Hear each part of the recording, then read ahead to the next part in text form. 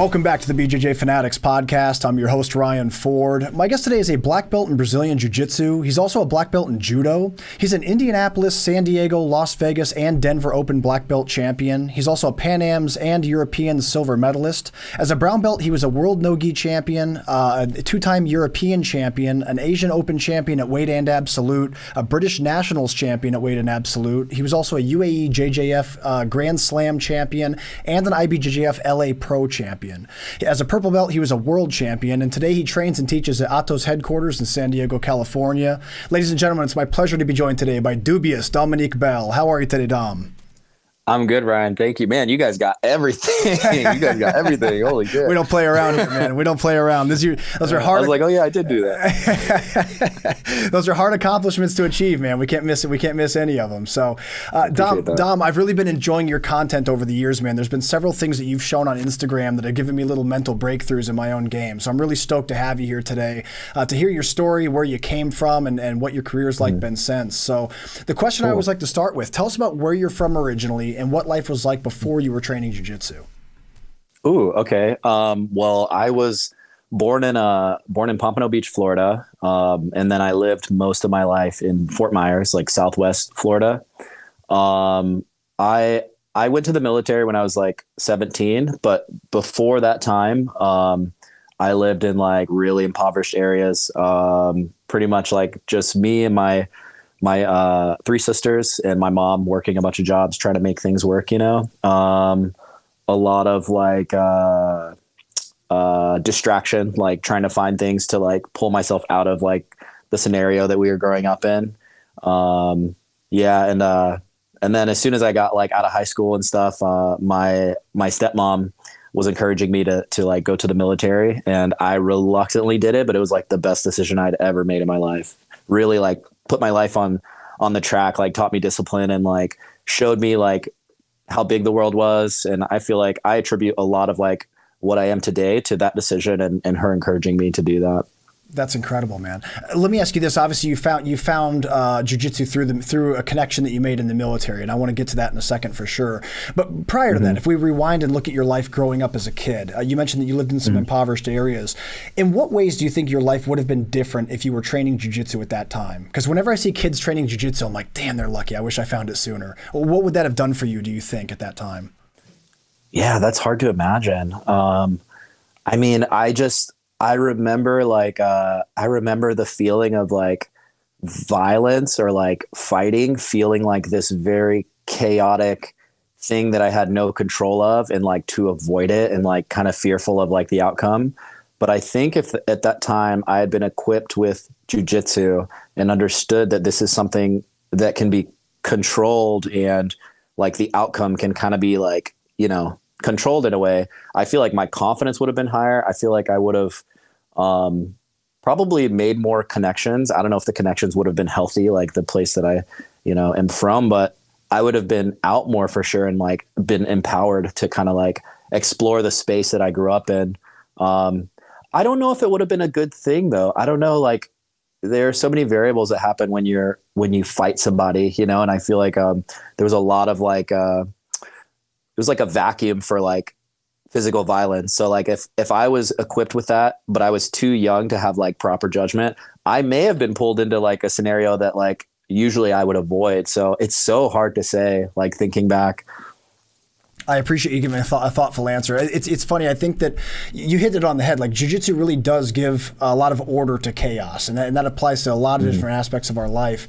And I appreciated what you said there, that you didn't know how much having that kind of order that early on would have helped. I think that it can be healthy sometimes to see the chaos and experience the chaos, and then later find the order, so you can respect the chaos and for what it is. If you only know balance and order and discipline, and you don't know what it can be like without it, you don't really appreciate it as much. Exactly. Yeah. Now, let me ask you this. You mentioned that you eventually ended up into the military. We know that you became a successful jiu-jitsu competitor. And you mentioned earlier that the area you grew up in, you were very afraid of violence. You were afraid of fighting, and it didn't seem like something you enjoyed or were looking for. Yet you became a soldier, you became a fighter, you became a champion. How did you become comfortable with conflict and violence and things like that? I think I think as I started to like lean into that like side of myself, like I didn't really look at it as like conventionally like being violent. It felt like it was still like the very cerebral part of myself. Like that's what drew me to jiu-jitsu, is understanding that like it's not just like, you know, seeing red, eyes roll back, aggression, chaos. It's like, this is like a system that's repeatable and the outcome is repeatable. And like, there's advantageous positions that you can find yourself in, and there's a million ways to do it. And like, it never felt like I was fighting. It never felt like I was fighting. It just felt like I was figuring out and like solving problems with another human body. And then just as a symptom of that, you know how to fight, you know? Like, it was very compartmentalized in my brain, and it made it very easy for me to latch on. But also I noticed like I would compete against people, especially early on before like you're more skilled. So you tend to rely on like that raw aggression to get things done.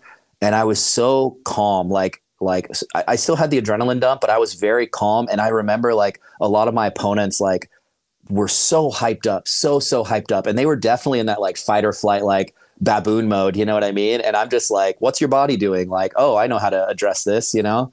So I guess it never really like felt like fighting in my head.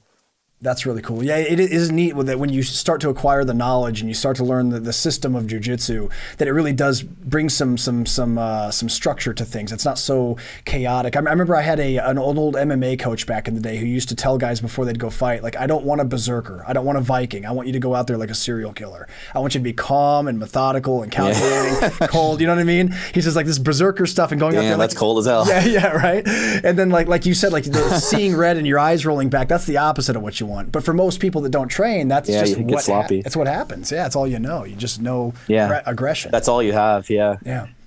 That's awesome, man. Well, now, so you eventually ended up into the Army, and I know that that's what led you eventually to jiu-jitsu. How did that connection happen? So I've been exposed to jiu-jitsu before, but like in a very like kind of like fleeting, cursory way. Like I just I'd never trained it before, but I knew what it was. And then when I got to the military has like their own kind of like jiu-jitsu. Like it's like a combatives program where you're wearing the uniform and you're wearing all the gear and stuff. And then you're essentially like learning close quarters combat, but it's all jiu-jitsu because that's the best form, you know? So I was like, well, this is cool. I remember like knowing what jiu-jitsu was, and then being in this hierarchical, like structured military setting. Like, this guy's a sergeant, this guy's a master sergeant, I'm a private. Like, you feel that like difference. Yeah. And then when we did combat, like jiu-jitsu, I was more dominant. Like, I was better, you know, like I was like, whoa, like this is insane. He's bigger, stronger, older, like more rank. And I mounted him, I'm armbarring him. Like, this is crazy. There were a lot of, I remember there were a lot of higher ranks that had a lot of issue with me like doing things to them in jiu-jitsu, you know, because we'd work together and they make me do push-ups and stuff. And like, it was always like this kind of thing. Yeah. And there was one time I had gotten like decently good at this point. Like, I've been training like, you know, 3 months or 4 months. So like, you know, and doing it like all the time. So like, I knew how to do an armbar from close guard. I was chilling. We were training and I had a sergeant in my guard. And the goal was just to like get out of the guard, or like, you know, we were just rolling, and I had him in my close guard, and he's like pushing on me. He's doing the classic like forearm on the throat, and then I'm just kind of popping it over, and I'm like, I look so bored in my face, like I'm like, oh, like this, and he's frothing, like he's getting so pissed off, and he's like forearming me more and more. I'm getting more and more relaxed as he's like dropping freaking forearms on me, and then he punches me like right in the face, like leans back and like boom, tees off on my face. I was like, whoa, like that kind of woke me up. And I just like quickly like put him in an armbar and put him on his back, and he's like frothing, like spazzing out. And I'm just holding the armbar, and I'm like, hey, like sergeant, like this guy just punched me, like come get him, because I'm about to break his arm, like come get him. And they just carry him out, and he's red, like veins, face is purple. And that was like the first time I'd ever experienced like, oh, like this is like the disparity in our rank, in our skill is like inverse, you know. It was kind of interesting experience. That's incredible, dude. See, that my big concern in a situation like that would be if I armbar a master sergeant and then later he puts me on like toilet duty for the rest of the month just because he's right. salty. You know, like, dude, Dom took my back so slick, bro. I'm gonna put him on toilet duty for like a month for that. And so I'd be afraid of the consequences. But dude, that's amazing. That's so cool. Yeah. And I love what you described there too about how the hierarchies that exist in the world outside the mats really don't matter on the mats. We talk about that a lot. How I remember one time I was watching this guy, two guys who were great people, both great people. But one was a very wealthy, like investment banker type guy, and the other one was this kid who was like 17 that I think worked at McDonald's up the street. And outside the world, man, this guy's like kind of he'd be the mentor, and the young guy would be the kind of the disciple or whatever, and learn from him. But on the mats, this kid was just spanking this guy to the point where he's like, dude, show me everything you know. Like he treats him like Yoda, you know. And so, cool. It's so cool how that happens, man. So Dom, you know, something that I know happens to a lot of military veterans is that they struggle sometimes with the transition of leaving military life and going into civilian life again. For you, it seems like you were able to dive right into jiu-jitsu. It sounds like you were able to really just carry through with your career that way. Were there any difficulties whatsoever that you experienced going from military life to civilian life? Honestly, not really. And I feel like kind of almost guilty saying that because I feel like the norm is to have a lot of like friction in that transition. But I think for me, I never really identified with military service. Like I was proud to do it. I'm grateful for what I got from it. But even while I was in, like, I didn't consider myself like I'm a soldier. Like I felt like, yes, I'm a soldier. Like I'm holding the standard and I'm going to do my best at whatever I'm doing. But by the time I was getting out, I was already spending like every waking like moment of my life doing jiu-jitsu. Like I mentally, I was already like a jiu-jitero like for life. Like it's just like I had to like finish out my service, you know. Like I remember when I was finally getting out, I was stationed in Sumter, South Carolina at an Air Force base, and whenever it was time for my lunch break, we get like an hour and a half lunch break at like a headquarters, like a general's, like, you know, you're not just out there like in the boonies, like you're kind of like at a high ranking place. You get an hour and a half lunch. I would eat my lunch first, and then I would just like haul ass to the local gym, and I would just do yoga ball drills like by myself, just get a sweat, like doing any jiu-jitsu I could. And then I'd go back into the office and I'd work until like right 5 on the dot, and I'd be like, hey, I gotta get out of here. And my sergeant's like, oh, you know, they're like kind of, some of them are like workaholics. Like they're like, stay a little bit longer. Like they try to like, you know, make you like draw you out, you know? Yeah. And I was like, I have to go. And I would drive an hour all the way across South Carolina, like across Columbia, all the way into like, I don't remember where it was, but I would go there and I'd be the first one there. Class didn't start for an hour, and I would be there drilling, training. Usually a buddy would come and train. Class would go through, and then I would stay training until like maybe like 9:30, and I drive back home, wake up at 5, do it again every single day. So by the time I got out, like I was so ready to make that transition. And I saved a lot of money when I was in the military. I was like fiercely frugal. Like I wouldn't eat out ever. I wouldn't buy anything. I would just watch the payment come in and stack on the last 2 weeks payments. And I would try to take as little as possible, just enough to survive and like train. And that's it. Like my apartment just had like a mattress on the floor. I had like a TV, and like, I would just buy like raw, like ingredients for food. And like, that was it. So by the time I made the transition, I had like all this money saved up, and I just like could put it all towards training jiu-jitsu with just a singular focus, you know? That's incredible. That's so cool, man. Yeah. I think being able to do it, to experience that just at one period of your life is so valuable for young people, you know, especially people that want to be athletes and compete and really make a run at it, at being a serious competitor. It's so cool having the experience of crashing on a couch and just being like really, really committed to that. You're eating simple foods. You're just your whole life. I know guys that like wait tables and stuff, and they only wait tables just to pay for their dues and chip in for rent, and then it's just about jiu-jitsu.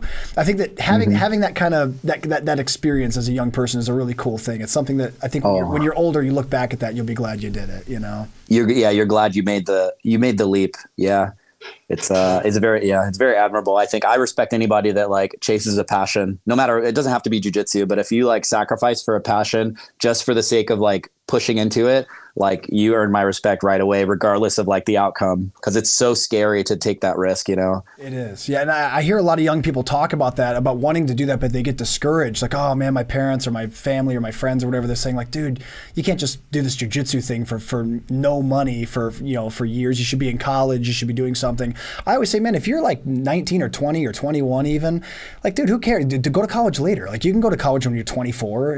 Make a run at it if you want. If it doesn't work out, you just go to school. Just pick up where you left off. There's nothing stopping you. So I think the thing that I always that like comforted me in taking that risk was like, okay, you do the like on rails, like this is the conventional life. You're supposed to go to college, you get a job, you get promotions, and you get money, you know, and you're trading all your time for this money for whoever hires you.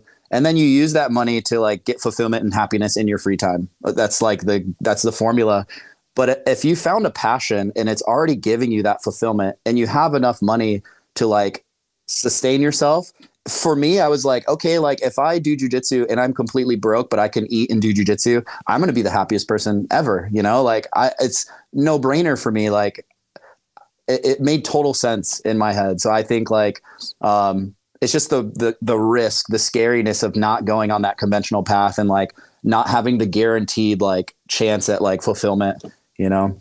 Well, I mean, also, if you look at all the outliers that exist out there, the people that do this full time, the people that own schools, people who sell a lot of instructionals, things like that, man, a lot of them are people that went off the beaten path. And there's story after story after story outside of jiu-jitsu, especially, of people who went off the beaten path and ended up being great. And yeah, it's like I said, you can always come back to the path, man. Just go for things. I think that stories like yours are really inspirational, man. It's cool to see people being successful with what they love doing. So now speaking of that, you obviously had this great passion for jiu-jitsu. You were showing up to classes hours early, driving across the state of South Carolina. What made you decide to move out to San Diego? Why did you pick Atos? How did that connection happen? And you said you saved a lot of money, so I guess that helped. But other than that, what was the deciding factors to that?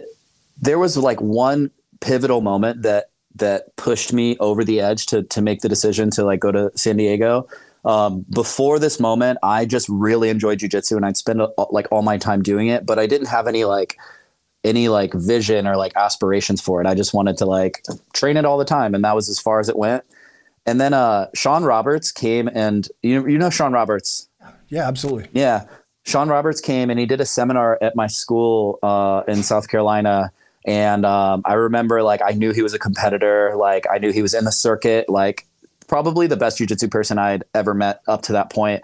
And when I went to roll with him, like I just like a great white shark, like my eyes just rolled in the back of my head. And I just went as hard as I could, Ryan, like as hard as I could, like just like completely gassing myself out like a frantic baboon, just going insane.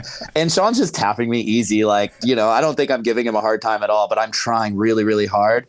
And then he's like, thank you for the roll. And I'm just like, just dead on the mat. Yeah. And fast forward like a couple weeks, he reached out to me. He messaged me, I think on Facebook or Instagram. And he said, hey Dom, like, it was nice meeting you. I just wanted to let you know, like, I think you have a lot of potential. And I think like, if you're open to it, you should come out and stay with me in California for a couple weeks and just see what you think about doing competitive jiu-jitsu, because I believe in like what you're able to do. And that was the first time anybody who was doing that had like validated me or like, you know, confirmed or made me feel like, oh my gosh, like he's saying I can do this, you know, okay, I can do this. And then I ended up going out and visiting him. We trained a bunch. It was super sick. I got a little taste of the lifestyle. And then once I did that, I think I went out to New York, and I was like, just like, where am I going to go? Like I went to like Marcelo's, I went to Vito Shaolin's, I went to all these different places. And then I saw a video from Atos, and it was Andre. And he was just talking about Atos, and like, it was like the feeling I got left with the other gyms was they really propped up like the black belts, like their top competitors, they propped them up, and everybody else just kind of did whatever, like you got what you got. But the feeling I got with Atos was they support from the bottom up, like the lowest belt, like they nurture all of those blue, purple, brown, black, like everybody gets pushed up. And I was a purple belt, so I'm like, oh, like that's me. And also they had Keenan, Andres, Liera, Rolando, Nassar, like, you know, Andre was there, like JT was there. It was just a powerhouse. Killers, I'm like, yeah. okay, killers. I'm like, all these guys are doing exactly what I want to do, and they're in the same room. It's super obvious to me. If I want to be my goal was just to be as good as I could at jiu-jitsu. I didn't care about, like, you know, I thought if I just made that my goal, like, I would get accolades along the way.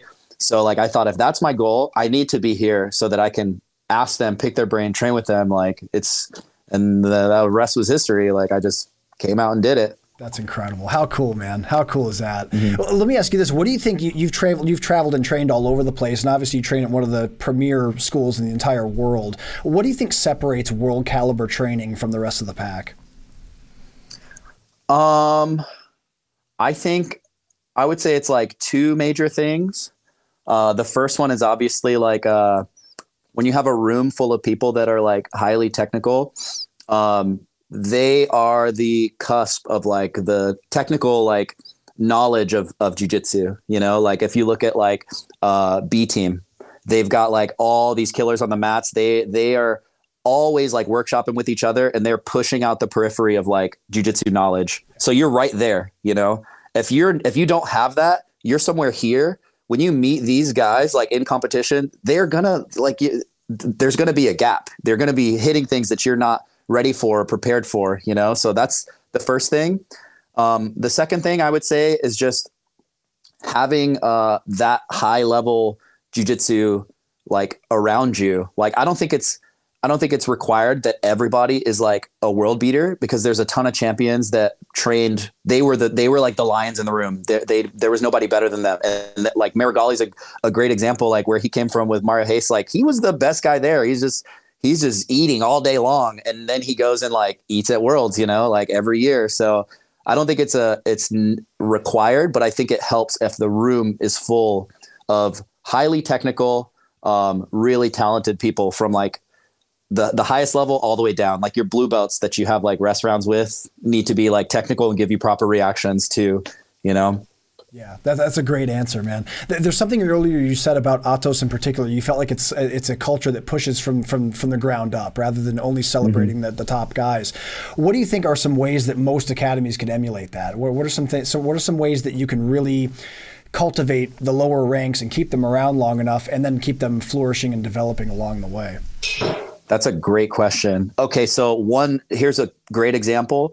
1 year we had a training like schedule set up where we did like 2 competition trainings a day and no rest time during the week. It was like a lot. It was a lot. And what ended up happening is all of the best guys were rolling with all of like us, the lower belts and stuff, and just like beating our asses. They're getting great training because we're good. They're getting great training. We're terrified. Like, we're fatigued. We're just losing nonstop. And then it was like Pan Ams, and we like all the lower belts lost, all the upper belts killed it. Like, they'd been feasting the whole time. And so right after that, like, instead of continuing to push the, like, oh, this is great for our upper belts, like our black belts are killing it, keep that, you know, fuck the lower belts. We adjusted it. So like we changed it to accommodate the lower belts. We're like, okay, all the colored belts, like, you guys need to train a normal class once per like day, or like 3 times a week. And all you're doing is attacking. Like, you're thinking about attacking the whole time. Like, you need to build that like instinct to be offensive and proactive, rather than like, you know, I'm used to getting fucked up, like, and then that happens in competition, you know, little things like that. Like, how you group people together, not just grouping like just black belts together. If it's like specific group training, like you're throwing in like a brown belt, like with a black belt, or purple belts in there, and he's working his defense, or like you're just making sure you're aware of everybody's level and their capability, and you are keeping an eye on it and adjusting it so everybody's getting the best type of training. So as long as your training is doing that, and you're not just like, you know, black belts are doing great, so like let them do their thing, I think you're supporting the lower belts. That's excellent, man. Yeah, I could definitely see where that sets a particular culture in place too, where those blue belts eventually advance and are mindful of that for the guys behind them coming up too. You know, something that happens a lot, Dom, you're obviously well aware of this, is that a lot of people that come into jiu-jitsu, they stick around for a year or two and then they just sort of fade away. And I think it's it's understandable that, you know, we say jiu-jitsu is for everybody, but at the end of the day, I think that the moniker should be everybody's welcome, but it's not necessarily going to be for everybody. Some people are just going to say like, yeah, it's not quite my thing. For the people who come in and who are very dedicated and very interested and very competitive in jiu-jitsu, who then fade away, what do you think are some of the primary causes for things like that to happen? What causes burnout in blue and purple belts, in your opinion? I think it's two things. I think the first thing can be an accumulation of injuries. I think injuries can really like, oh my God, like another one, like now I have to be out for this amount of time. It can kind of like derail their motivation. And the reason for that, in my opinion, is like jiu-jitsu is so young that we haven't figured out like the best way to train for longevity and skill acquisition. We just train, just volume, like just more. Like that's still very much it's changing now, like, but that's been the recipe for a long time. And it just leads to a lot of injuries. You train with your super fatigued and your body can't like protect itself, or it's not as like sharp, and you're going to like, something's going to happen, you know, eventually it's going to happen. So I think injury is the first thing. I would say the second thing is, and I don't think this is everybody, I think this is like a lesser reason. It's just really hard. It's really, really hard. I noticed when I was a purple belt, when I would train and compete, I would run into people that like I was so much better than. Like it was so easy, you know. I'm like, the skill difference was insane. Then I got to brown. I'm like, wow, like everybody's like kind of tough, you know, like these guys are, whoa, I'm not getting those like easy rounds anymore. Then you get to black belt and everybody's good. Like it's so much strategy. Like if they get you in their position, they're probably going to fuck you up. Like it's all preemptive at this point. And like, and the training between purple and black is so different. Like the type of jiu-jitsu you do, like the type of jiu-jitsu at purple, I feel like there's still mistakes that can be made, you know. But at black, like when you go, you have to put the pedal to the metal. You have to give 100% in every movement, and it has to be perfect because you might not get an opportunity to do that again. And there's no like relaxing. Like I know when I was competing at black, I was like, oh, we're just fighting as hard as we can for 10 minutes. Like that's what it is. That sucks. Like it's not fun. It's fun when you're doing well, but it's not fun when it's super like somebody's really good. Like it's intense, you know? And I think feeling that change as they get like more and more into it, they're like, oh, this is more demanding than it was even in the beginning, is like, that can be like kind of shocking. So I would say injury, and then like just the intensity required as you like level up, you know? Yeah. Outstanding answer, man. There's something you said there I want to zoom in on a little bit. We talked about, you were talking about injuries and how, you know, injury prevention and things like that. When it comes to injury prevention, we talk a lot of times about where the responsibility mostly lies. We talk about how the instructor should be overseeing the room well and be pairing people up appropriately. We talk about protecting our training partners. That way we always have someone to train with. And especially if you keep hurting people, people aren't going to want to train with you anymore. How much of the responsibility do you think relies on the individual to protect themselves too? That's hard. I would say I would give it like 40% falls in the individual, because there's so much outside of that can cause you to be injured. Even if you're like sleeping well, you're doing physical therapy, you're strengthening your body. There could be a roll next to you of two people that are inconsiderate and they just roll into you and you do everything right. Sure. Or the instructor could cultivate a culture that doesn't like promote like healthy, like, you know, conscious training, you know, considerate training. I think the biggest thing for injury prevention is the culture of the gym you're in.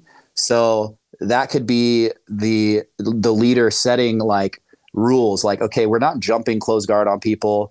We're not like, don't do flying submissions right now, drill them, but like, let's not just jump into them randomly, because the risk to reward is like, you know, it's kind of high, it's kind of skewed. Also like creating a culture of training with your partner versus training against your partner. So that's a huge difference. Training with your partner looks like you guys are using the skill you've developed to help each other. You're not trying to beat them in the training room. You're trying to do the techniques, acquire skill. And then when you get a look at something like, okay, this is a place where I can capitalize that represents like a competition scenario. Then I put the pedal to the metal and I capitalize in a way that's going to help me build that skill. And they're going to react in a way that's going to help me build that skill and also help them build their defense.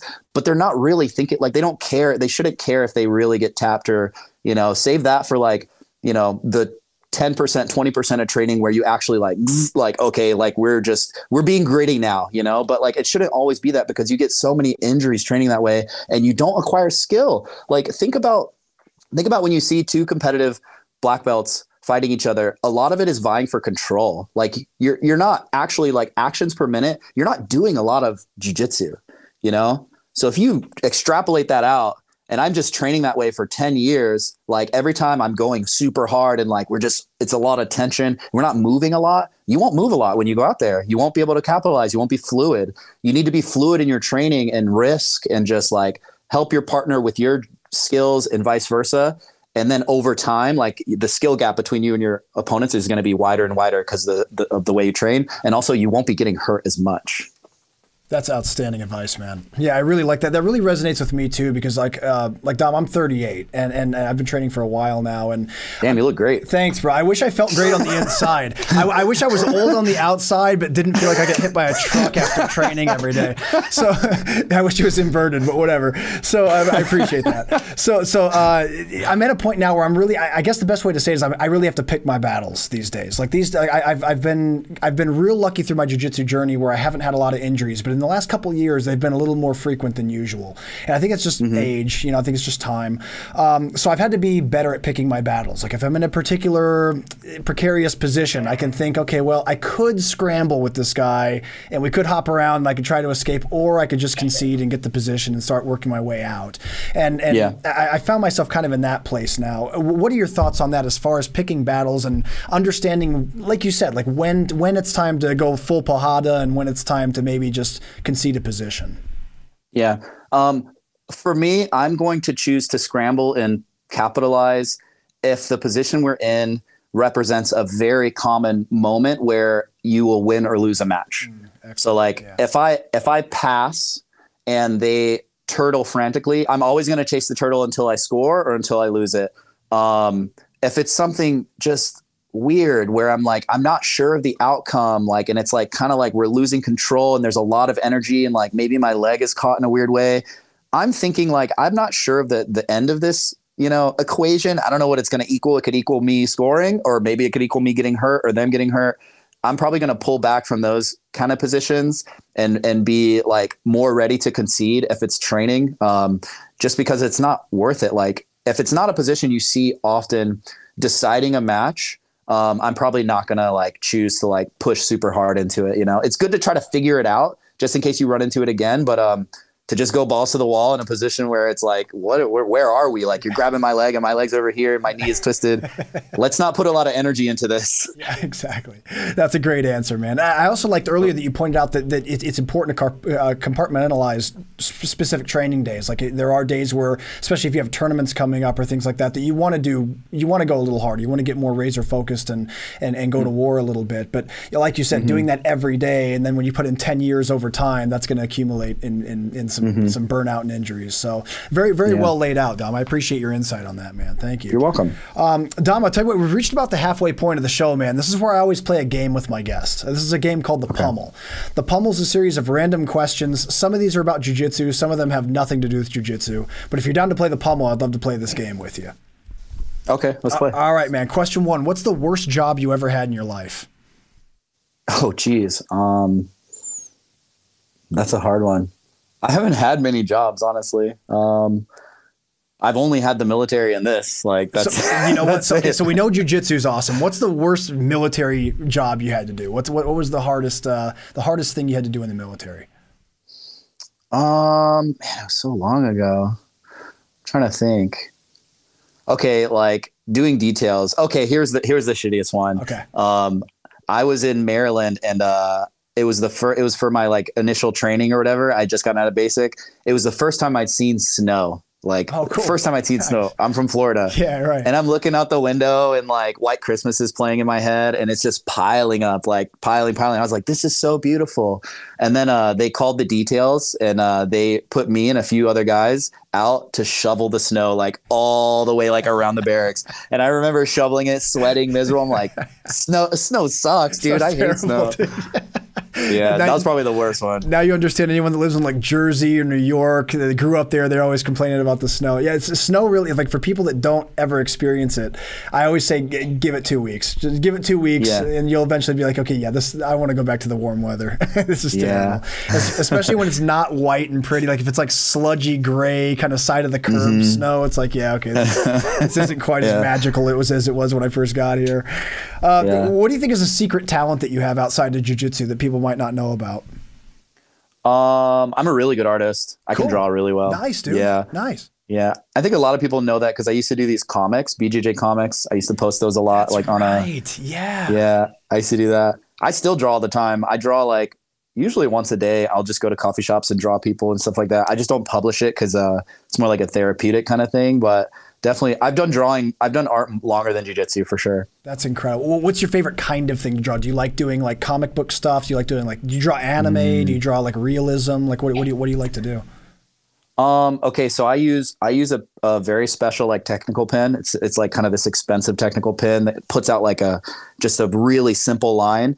And I don't use a pencil, but I'll draw people that I see out in the world with intention. But if you don't use a pencil, the proportions are off. So it makes them look like really kind of funky, but like intentionally funky. Yeah. I love like filling a page with just people I see around me. Like, oh, it's so satisfying. That's my favorite thing to do for sure. That's so cool. That's so cool, man. I wish I was artistic, man. My mom and her whole side of the family are all artists and stuff. And then my wife's a graphic designer. So my kids are real artistic. It skipped me completely. Like my daughter would be like, Daddy, draw this. And I'm just like, I apologize in advance for what I'm about to draw. This is not going to look like a horse. It's not going to look like a horse. I promise. So, yeah, just disappointing. Oh, just terrible. Just embarrassed. I just go to my office and shut the door for a while. No, I wish I could draw, but I always admire people that can. What do you think is the worst injury that you've had in jiu-jitsu? Ooh, oh man. Okay. The worst injury for sure. When I was a purple belt, I had won worlds. And then a month later, right after winning purple belt worlds, I went up to LA. A friend of mine wanted to go to LA to Eddie Bravo's gym, the 10th Planet gym up there. And I was just training, like it was no-gi. I was just training casually, like warming up with this guy. And we were kind of flow rolling, going like 30% to get ready. And then I had him in a Kimura and like, I kind of like, I wasn't even, there was no tension in my arm and we were laying on the ground. You know where you're trying to put the hook in when you do the Kimura or whatever to take the back? Sure. So I was kind of in that situation and Eddie Bravo walked by and I guess this guy was like one of his instructors and maybe he didn't like being seen as like losing or something. So he flips to his feet and deadlifts and breaks my wrist like super fast, like going from 30 chill roll to like 100% baboon mode. It just breaks my wrist. And he's standing over me and I feel my entire wrist like explode and like it's hot and I can't like close my hand and like I'm the bones are like separating. I'm like on the ground like this did not just happen. Oh my gosh. And I'm like kind of like tearing up because I understand like what's up in store for me. And the dude's looking over me and he just pops his mouthpiece out and he's like, my bad, bro. Boom, puts it back in and just fucks off. And I was like, oh, what? That guy got hit by a car, actually. Oh God, dude, that is he's okay. Oh, yeah, I was gonna say, yeah, we don't want to wish death on anybody for that, but that was rude though. Yeah, super rude. I just thought it was so ironic. Somebody was like, "Hey, you know that guy got hit by a car?" I was like, "What?" He's like, "Yeah, he's fine, but like he got hit by a car." I was like, "Oh, damn."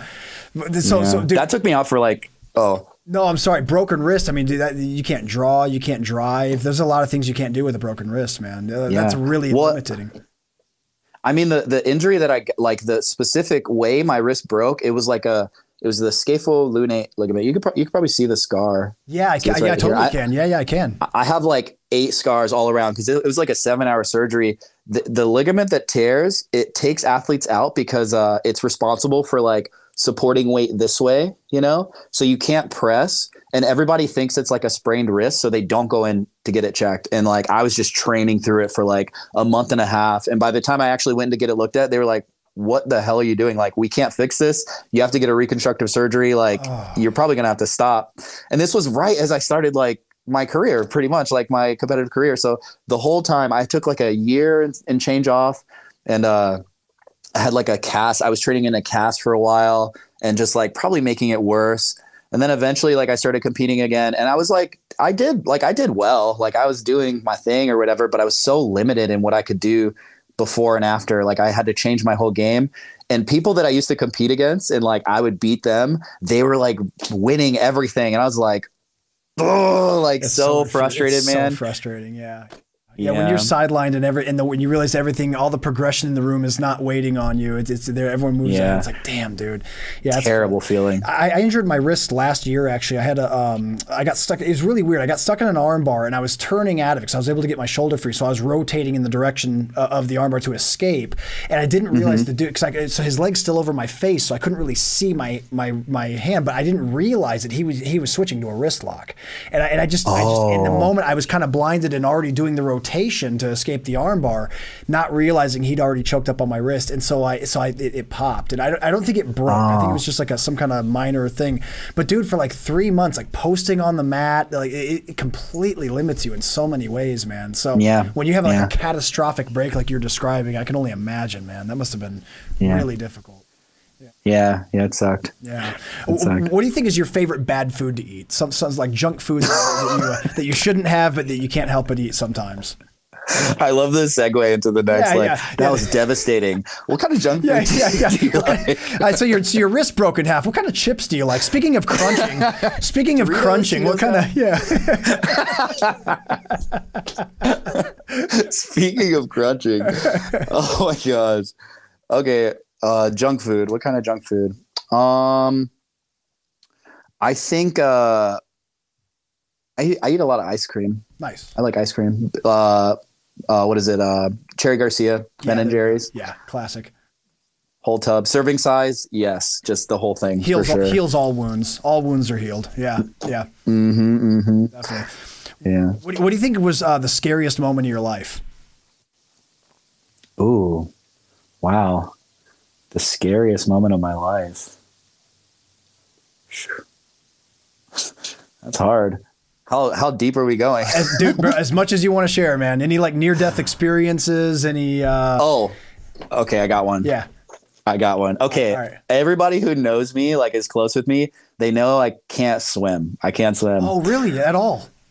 Yeah. Okay. Yeah, I can't. Well, okay, I can. If you put me in a pool, I could get to the edge. I could thrash my way to the edge. Good enough. But if you put me in a lake or something, I cannot die for like 2 minutes max. Dude, that's scary. Yeah, the disappointment in your voice. No, dude, it's like you're so athletic and everything, bro. You could totally learn to swim in like a day.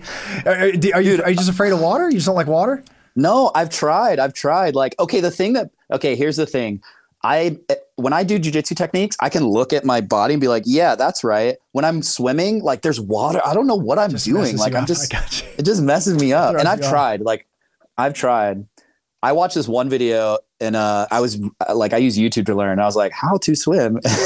and they were like, okay, the first thing you should do, this will give you confidence in your buoyancy. Go into a body of water, put your hands or your legs between your arms, like in a little ball, and then find your buoyancy and you'll float at the top. And I was like, oh, that's what I should have been doing the whole time. Yeah. I go in like 10 feet, whatever. And I jump in and I like put my hands in my legs and my arms and I have my eyes closed. And then I feel the bottom of the pool hit my butt. Oh, no, and I was like, what? And like just all this water above me. I was like, this is not fair. I'm fighting an uphill battle here. You're like, I've got no buoyancy. That sucks, dude. That's terrible. Okay. Here's the scariest moment. Are you ready? Yeah, I'm ready. Go for it. Okay. I was a Boy Scout and I used to go to scout camp like every summer, and it was a super fun thing. We would drive there in a bus and all my friends would be like going crazy and stuff. And I would be stressed, Ryan, like head against the window, like just anxious, super stressed, because the first thing you do when you get to scout camp is you take the swimming test every year. And every year it was always the same. Like we'd be in a pool and they'd be like, blow the whistle. And then I would suck. Like I couldn't swim at all. Then they got to pull me out. And then I'd sit in the little kiddie pool. Like anytime we went swimming, I was in like the shallows, just sitting there depressed. But one year we went to this camp and they didn't have a pool. They walked us out. It was super cold. They walked us out. We all had our swim trunks on. I'm stressed. I'm like, where's the pool? Like we're going like in the woods. And then we come through a clearing and it's this long dock, this rickety wooden dock going out. And then this massive, like brackish black lake, like huge. And it's freezing cold. And I was like, oh, this is going to be a whole thing. Like this is going to suck. Yeah. This is going to be a whole thing. Cause I'm not like, I'm young. I'm like 13 and I'm not like confident enough to say like, hey, I might die. I'm just like, I guess I'm just marching to my death, dude. And we all go to the end of the lake and usually the swimming test is kind of like, it's like convoluted. Like you got to tread and you got to like go on your back and like do all this stuff. This one was so rugged. It was like swim to the middle of the lake, touch the buoy and then come back and then you can swim. And so the buoy was like way, like I had to squint my eyes to see it. We all jump in at the same time.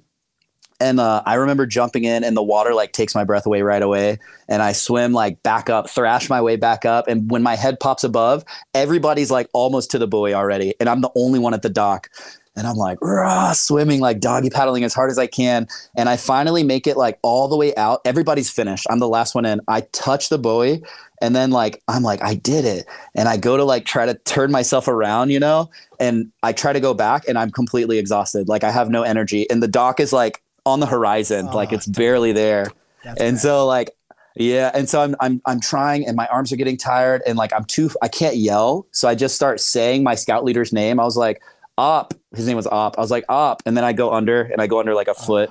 I thrash my way up. I'd be like, Op. And I go under like 3 feet and it's like darker because the light can't really get through. And I go up one last time and I'm like, Up. Like, I don't know. I'm not yelling or anything. I'm just slowly dying.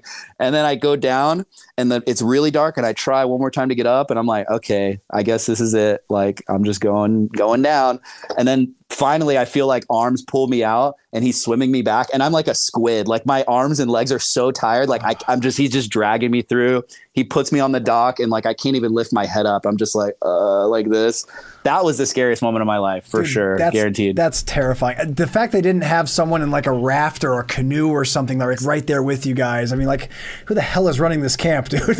I know. Yeah. I was like, oh, this is really scary. I guess I'm doing this. Yeah. Like as a kid, you just assume everything's under control. But as an adult, when you sometimes review things, you're like, that was not under control. Like that, you could have died for sure. Especially if it's brackish water, like you can't see once you're down a foot. Like they're lucky they even found you as they're reaching in. Yep. That's ridiculous, bro. That's ridiculous. Yep. That's also dude, it's such a scary feeling too. Like if you've ever been exhausted in water, like you think you can just doggy paddle or just move, dude. It hits a point where the lactic acid just built it. You can't move anymore. You can't move your arms. You can't even yell. Your diaphragm, like you just need to breathe. Yeah. Yeah, well, it's good that you had like the wherewithal not to scream. I think a lot of people freak out and scream, which makes it even worse. You were at least like, you know, up. Like, just no, like I wanted to. I just couldn't. Like, I wanted to yell, and it was just like, like just nothing. Man. Like, God, bro. So well, terrifying. Thank God that didn't end up bad, man. I'm happy that that they were able to pull you out of the water and.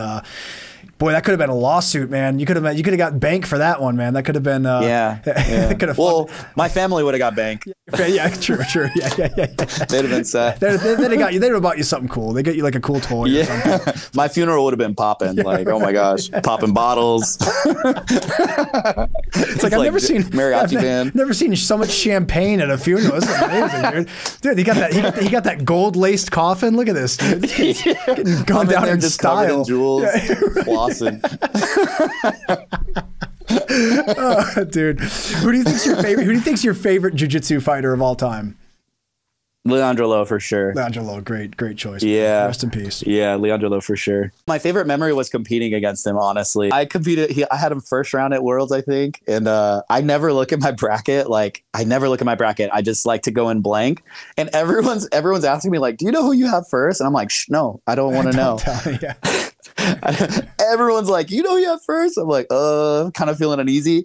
And then the day of, Lier Jr. walks up to me. He's like, do you want to know who you have first? And I was like, all right, yeah, I'm ready. I was already sweaty and stuff. And he's like, you got low. And I was like, okay, let's go. Let's do it. Like, it's so sick. That's awesome. I remember we were fighting, and I remember the feeling I had was like he checked every box I'd ever felt when I competed. Like, he was super strong, super technical, didn't get tired.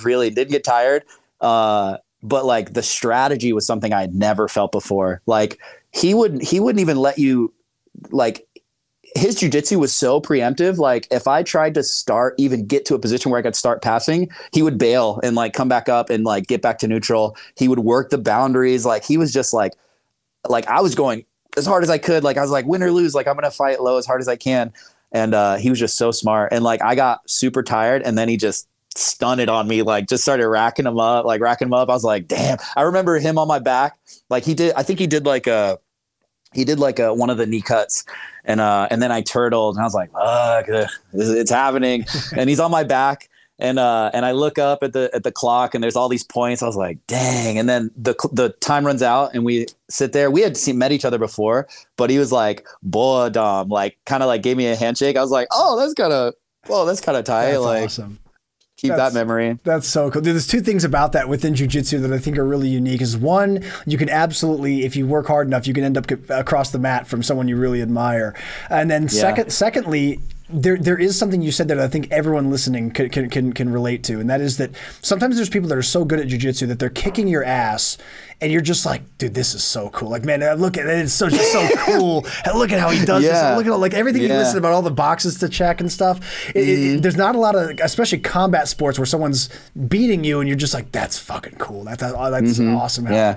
You're like, this is what it is. Damn. Okay, I get it. I understand. That's so cool though, man. That's so cool. Yeah, that was cool. Do you have a favorite MMA fighter of all time? Ooh. Okay. I have a few. Okay. Mirko Krokop was one of my favorites. Yeah, dude. For sure. Yeah. The left kick from hell, man. That's excellent. Yeah. What was it like? It was like right kick hospital, left kick cemetery. Yeah. So sick, dude. Yeah. I used to watch him a lot, but before when I was striking, before I did jiu-jitsu, I did a lot of striking, and I used to watch a lot of Mirko Krokop. Nice. So sick. Yeah, old pride fights and stuff. Yeah, that's awesome. What kind of striking did you do? I started with boxing. I mean, I wasn't like a boxer. I would just like, me and my brothers would like train with each other. We'd watch videos. We would do trial weeks at gyms. And then we would box kids in the neighborhood. we would like walk around with gloves. We'd find kids like playing basketball, and we just walk up with the gloves. Sometimes we wouldn't even ask. We would just put the gloves on and start shadow boxing with each other, kind of like looking over at them. And then they would start coming over, and we'd have a little impromptu boxing match, man. I remember my move. Okay, so I had a move I would do every single time. I would condition them. Like, I was so sweet with it. I go jab, jab to the face, and they start like putting their hands up. And then I go jab, jab, and then I go cross like to the diaphragm. All my might, like Kamehameha strength. Bow. And by the time they're already bending over, I'm already taking the gloves off. I'm like, it's over. You're not coming back from that. That's incredible. Yeah, I love boxing. Boxing is my second martial arts love after jiu-jitsu. So that's super cool that you did that. You said you did trial classes. Did you only do trial classes, or did you guys carry on for a while at a boxing gym?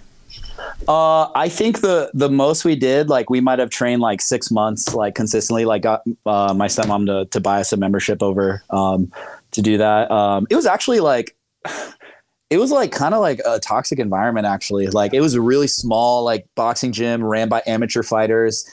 And I remember this one dude, man, this is when I stopped doing striking. I was doing kickboxing at the time. And this one dude, he was a local amateur fighter. He was probably like in his late 30s, like jacked guy, kickboxer. And they were putting us all in the ring with him.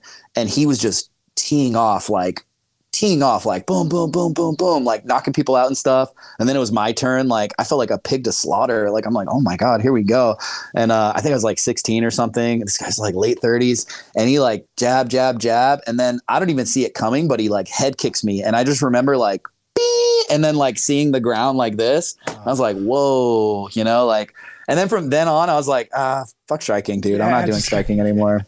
Getting hit in the head. Fuck this. Yeah, getting hit in the head, man. Not good. You have to. That's a battle you got to pick carefully too, man. It's funny what you described there is a real problem in the world of boxing. It's something I experienced a lot growing up too. Is you go into these places and like the whole boxing gym environment. Like unless you're in like a cardio boxing where it's like very much geared towards people that are not wanting to fight, it's different. But if you go into like an actual like pure boxing gym, there's this weird like hazing kind of period that you go through for a long time, and there's you start kind of working bags and stuff, and then eventually someone invites you over to do some sparring, and man, you have no idea who you're about to spar with, how hard they're going to go on you. There's no belt. There's no belt. Yeah, and there's also like there's this vibe of like, dude, if someone doesn't like the way you look, like if someone doesn't like you for whatever reason, they might light you up just because they don't like the way you look. There's a lot of people that are just real aggressive and wanting to be boxers and stuff, but there's not a lot of structure to the gym other than, hey, just get in there and then if you keep showing up to sparring sessions after getting beat up for long enough, eventually someone says, hey, dude, come here, fix this, hold your elbow here, do this. Then you start receiving instruction. But there's this very strange thing I've experienced in a lot of boxing gyms like that. Yeah, you know? They help you after you've had your ration of like CTE. Yes, exactly. Once you've had like a couple of concussions, they're like, all right, go on, I'll help you out. And see, that's the problem. Like you have to trade brain cells for knowledge sometimes, and I don't know if that's a very good transaction, you know. I always thought if someone came up with a way to mimic to make a boxing gym that mimics the structure and guidance of a jiu-jitsu school, they'd probably do pretty well. And I think they'd produce really good boxers probably. You'd have more people sticking around, less people getting brain damage, and I don't know. It's just something I've always thought. That's a good idea. Yeah, you know, something to throw out there. If anyone out there has boxing experience, try to structure it like jiu-jitsu. That's a good idea. It's your gloves. Your gloves are like blue, purple, black. Yeah, exactly. Yeah. Start having it's like that jiu-jitsu sues boxing. Like, you guys are ripping us off completely. Eventually, it's going to come back. Dom and Ryan told us to. It's sue them. You know. What do you think is your biggest phobia besides drowning? Obviously. Oh, okay. This is I'm telling a lot of secrets about myself. Okay, biggest phobia, cockroaches. I fucking hate cockroaches, dude. Oh no! Like if a cockroach was in this room right now, I would be a block away. I would knock all this over. Like I would be gone. No way. No, I'm out of there. This is an important question for you, being originally from Florida. Do you feel that calling roaches palmetto bugs is propaganda from the real estate industry? yes. Right? Palmetto bugs sound so appealing. I know. It's an exotic creature. Yeah. It's a cockroach. It's a roach, bro. I can't tell you how many apartments I've lived in my life. So I grew up in Atlanta. I can't tell you how many apartments I had growing up where I'd complain to the management, you got palmetto bugs. I'm like, no, man, that's a roach. That's a cockroach from wherever cockroaches come from. I don't know if it's a German from the not. Jurassic from period. The Jurassic period, yeah. That is not a palmetto bug. It's a roach, you know? So what's your worst experience with a roach? Have you had something fly at you or anything like that? Or my worst experience with a roach. Okay, easy. Yeah. Okay, I feel like this might be where it all started. Okay, I told you I grew up like really impoverished. Yeah. We always had roaches. Everywhere we went, we had roaches. You go into the kitchen, flip on the light, there's a million crawling away. Like you look like at the counter, like the crack behind the counter, and their little antennas are like this, like everywhere. Yeah, I know it's the worst. It's the worst. But like I remember one time, you know the cereal Honey Smacks? Have you ever had Honey Smacks? Oh, of course. Yeah. The little frog. Yeah. So I was pouring like the ghetto version of Honey Smacks. I don't remember what it was called, but it was like the wannabe Honey Smacks. Like Honey Slaps. And I'm pouring Honey Slaps. That was good. I ate those too, man. The store brand. I used to eat it too. Store brand, baby. Yeah. So I was pouring out the Honey Slaps, and it's going in my bowl. It's early in the morning, and I look in the bowl and I see it's like the Honey Slaps are moving. I was like, oh, weird. And then I look at the box, and there's roaches crawling out of the box onto my hand, and the Honey Smacks are filled with roaches. And I like throw the Honey Smacks everywhere. I was like, no, God, like flipped it, so many years later, and I still remember it so vividly, like, horrifying, man. Dude, I had one where the same thing. I poured out a cereal one time. There was one. It wasn't a bunch. It was just one. And I remember thinking like, is this Raisin Bread? And then I realized, oh no, these are not. These are cornflakes, bro. Like, no, so I like threw the box. I'm like, fuck out of here. Is this Raisin Bread? Dang, that's a good ratio of roaches to flakes in there. Oh, that's terrible, Raisin dude. Bread. Yeah, no, the roaches are nasty, bro. We had yeah, we had lots of apartments. Yeah, and that's a southern thing though. Like being in Georgia, Florida, things like it's just, I mean, you really can't escape them, man. They're just they're everywhere. Yeah. Even if you keep a pretty clean place. I live in Brazil now. I'll tell you a funny experience I've had. You live in Brazil? Yeah, I live in Sao Paulo. Oh, dang, man. Yeah. So that's cool. I've had a weird experience. I figured when we moved here we'd see a bunch more bugs in general. Dude, I've seen two. I've seen 2 roaches in 2 years of living here. And the funny thing about it is I always remember, like you said, when you flip on the light, they just dash. It's just like they're gone. Like they've just got that primal survival programming. You know? Yeah. Bro, I don't know what's up with the roaches in Brazil, but these roaches didn't give a shit that I saw them. They're kicking back. Yeah, they're just like, you know, and it's kind of funny. Like in Brazil, the lifestyle here is just people are so laid back. I feel like the roaches are just kind of like, man, you got me. Okay, whatever. We're good, right? Whatever, bro. Don't step on me, man. Come on, we're friends. Whereas they're in the smoking US, your cigarettes. Yeah, exactly. They're just hanging out in the corner, yeah. And so, yeah, these 2 roaches I saw, like I just literally, like they didn't even resist. I just took a napkin and was like, you know, and they didn't even try to run. I was just like, wow, bro, you got no motivation in life. But that's funny. Yeah, roaches are nuts, man. What's your most hated food? What's something you cannot eat no matter what? Ooh, I don't know. I'm a hungry boy. I don't know if there's much that I won't eat. Trying to think. Okay, I don't really like coconut shavings on things, or like I don't really like coconut. Yeah. But other than that, like I'll eat anything, honestly. That's awesome. Yeah. Get it in there. Yeah. No, I love food too, man. I can totally relate. What do you think is who's your favorite superhero? Oh, I don't know if this is cheating, but like Dr. Manhattan, man. Like, dude, how can you, dude?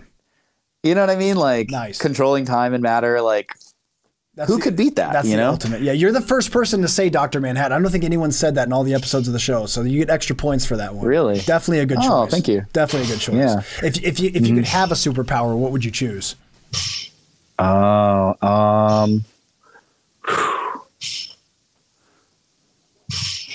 Okay, I think if I could learn any skill to mastery within like a day of trying it, that'd be nice. Just like that'd be nice. That'd be super cool. Skill absorption. Yeah, that'd be cool. Kind of like borderline Neo from Matrix a little bit. Like you just download things almost. Yeah. That'd be awesome. I know jiu-jitsu. Exactly. Yeah. It's like, show me. That's awesome, bro. That's a good one. I like that. Final question for the Pummel game, Dom. If a zombie apocalypse breaks out right now in San Diego, what's the first thing you do? Ooh. Okay. I'm up armoring my Forerunner. So like nice. Corrugated metal, barbed wire, it's up armored. Like we're going. I got like a plow on the front. Yeah. I'm going straight to the Glock store, like over here. I'm loading up, dude. Then I'm probably gonna hit the Smart and Final. Have to fight my way in and out. Yeah. And then I don't know, cruise to Mexico. That's good, dude. I love the first action would be to just Mad Max your Forerunner. That would be amazing. That'd be amazing. I can't be driving in like a Dodge Caravan. Like you gotta have an up armored thing. That's really good, dude. But eventually you're heading out. You're getting out into the desert in Mexico somewhere. That's a smart call. Somewhere far away from isolated. Big cities. I think that's excellent. Yeah. Excellent. And Dom, that was the final question for the Pummel game. Congratulations, you win. You got your double underhooks. Nice. Oh, nice. So Dom, man, I wanted to pick your brain about the De La Riva guard, man. This is a position that you're known really well for using effectively. For people out there that are trying to like build the roadmap of their open guard game, what would be your best argument that De La Riva is a good place to start as like a go-to position? I think the reason De La Riva is so effective and so commonly used in competition is because a guard is about control. And the way you control somebody is you control their posture, you control their arms, and you control their legs or their ability to have mobility, right? De La Riva does all 3 of those. Like you have the collar, so they can't sit up. You have the pants, so they can't toreando you left and right like they can in Spider Guard. In Spider Guard, they clear the foot off the bicep, and now you're in a defensive cycle, you know? And also your free foot can be occupying the other arm. Like it doesn't need a grip. So you're there like at this, it's like a great hub to launch any attack with like max control, but it takes a lot of investment and time to be able to like juggle those three things, you know? That's excellent answer. And very, very, very good reasoning behind having De La Riva as a go-to spot. What do you think is some of the most common mistakes you see people make with De La Riva that cause them to develop slower than they could? The number one most common mistake, 100%, is not their free leg, the leg that's not De La Riva, allowing it to be put between the other person's leg, or not understanding how to use that leg effectively to keep the other person unable to address De La Riva. You know, they'll just grab the grips. This looks like De La Riva, and then the person is just breaking it down. It's like, you got to keep them busy. You know, I always like think about like juggling. If they're juggling, you need to throw more balls out there, keep them busy. You know what I mean? Yeah. I like to just kind of keep them overwhelmed, keep them guessing. I like that a lot. Yeah. You know, something about De La Riva a realization that I came to a while back, because I like to play De La Riva a lot myself, is the importance of recognizing the utility of De La Riva as a transitionary position, like to take the back or to get to other forms of guard. How much of your time do you spend on that yourself, and how much do you emphasize that to students when you're teaching De La Riva? Yeah, I think that's a great way to think about it. De La Riva is an offensive position on its own, but it's probably even more useful as a transition position to get to an even better spot that's going to allow you to execute with less resistance, you know? So like, I really emphasize the idea of, don't get too married to the position you're in. If your opponent is defending a direct attack from De La Riva and they're giving you an easy entry into something else, don't try to force the attack. Just take the better position, control from there. It's going to be less effort when you maintain it, or when you decide to like execute and like try to like capitalize on the position. But yeah, I use it for both. Like, I definitely am trying to transition from there. But attacks from there are super valid too. Yeah, and plus there's just so many options. It really is such a dynamic position, man. It's really great. Do you think that there's one body type that uses that I guess has more advantage with De La Riva than others?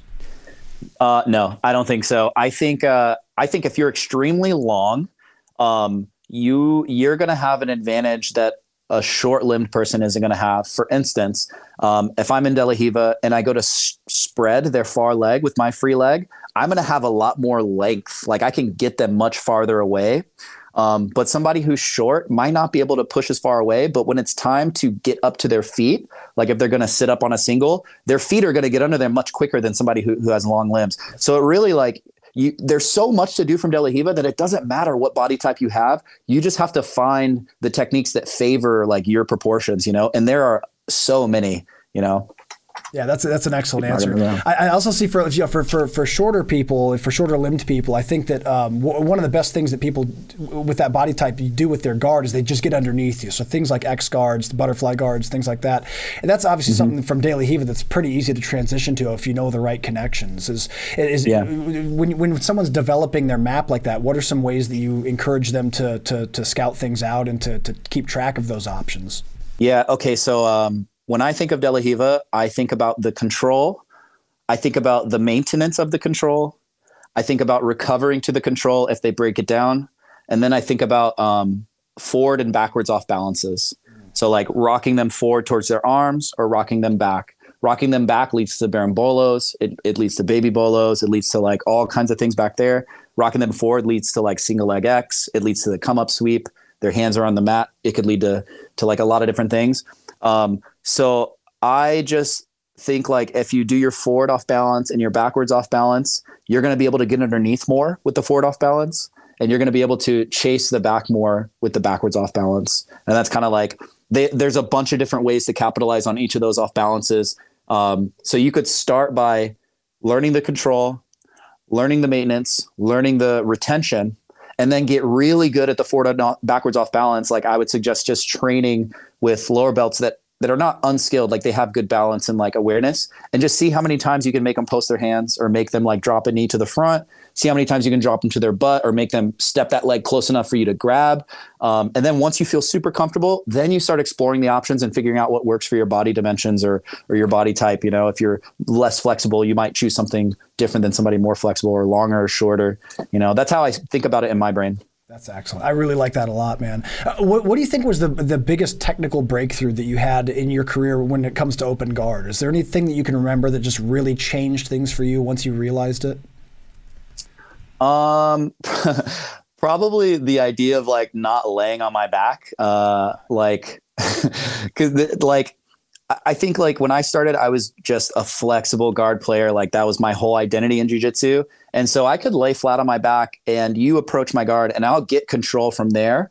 But as you get better, like laying on your back is such a bad habit. Even when you're playing De La Riva, like you need to be up on your elbow because it allows you to bail on the position if you need to, because you have your elbow to like escape and just, you know, basically do a technical stand up. But also being up off of your back allows you to use the gravity and energy of your body falling to off balance them.